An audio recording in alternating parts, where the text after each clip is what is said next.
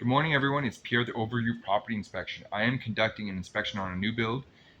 With this particular situation, the builder had a clause in the agreement that the clients weren't allowed to do a property inspection prior to possession. And so here we are, they've just moved in. And let me go over a few things that we have found on this property. May want to consider renegotiating to ensure that you have a third-party inspector prior to possession. Okay, so as mentioned, this is a new build. Okay, this is how they got possession. Debris everywhere. Let's have a look at what we're finding here. These people have small children. We're seeing razor sharp blades in the basement. We've got some leaks that are occurring, which is unfortunate, but this is what we're seeing. Now let's have a look at this drywall install. This is required behind an appliance for fire barrier. Look how nicely installed that is. Okay, we've got wood that's been embedded in the concrete to support the meter. How about this one? It's not supported anything. Now, one thing I want you guys to be mindful about, and if you are buying a new property, this is what I want you to look at, okay? We are in the basement, and a lot of times when we've got the exterior frost walls in the basement, now this will be in front of the foundations, a lot of times at the top plate and at the top where it ties into the rim, if you've got an insulated rim board, like this house, there's often gaps and voids behind that top plate. And this will lead to condensation. I've actually seen it on houses that are a couple years old that have mold behind there because of the freeze and thaw cycles that occur in our climate, and just something for you to be aware of. Okay, so let's look at some of the floor framing. We've got some bracing that are poorly connected, a couple inches too short.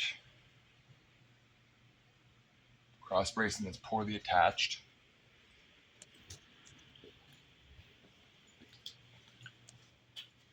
Got disconnected and broken heat supplies there.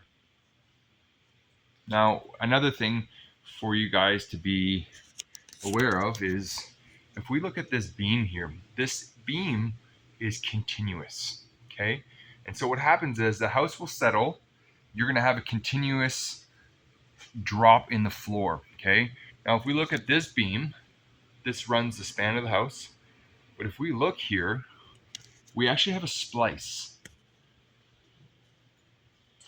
okay? And so what happens is as the house settles, where this bears, you're going to get a transfer of weight. And so you're going to start getting humps in the floor. And so we're already seeing that condition. If we stand at a distance, flip my camera over, and you look at this beam, you can see it's high in the center, and then as it runs along the perimeter, it drops a little bit.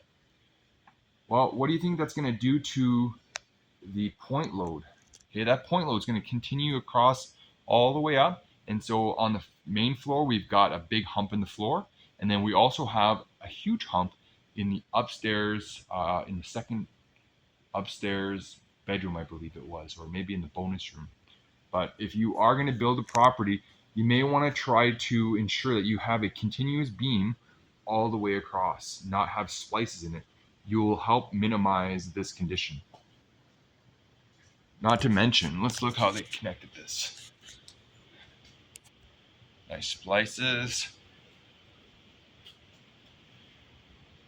Nicely done.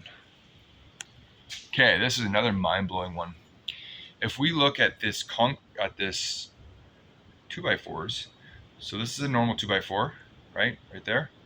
And then we look at this stack, you'll notice it's discolored. If we look closer, we're gonna start seeing some concrete residue.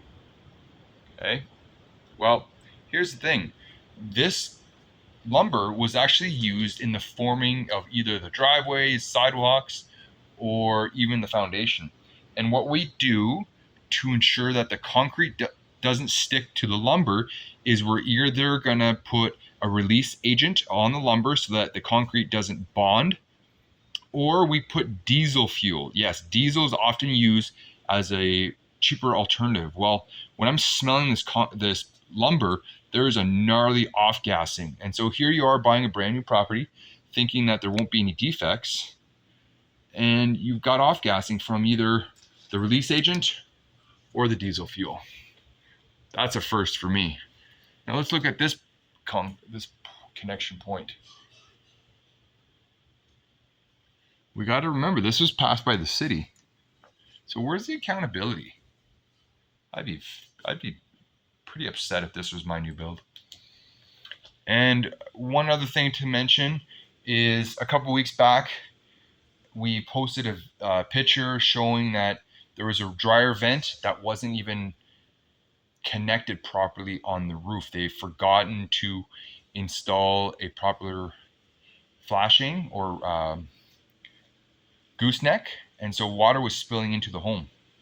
Okay, so something for you guys to be aware of. If you need a property inspection, especially an 11-month warranty inspection, we're there to support you guys.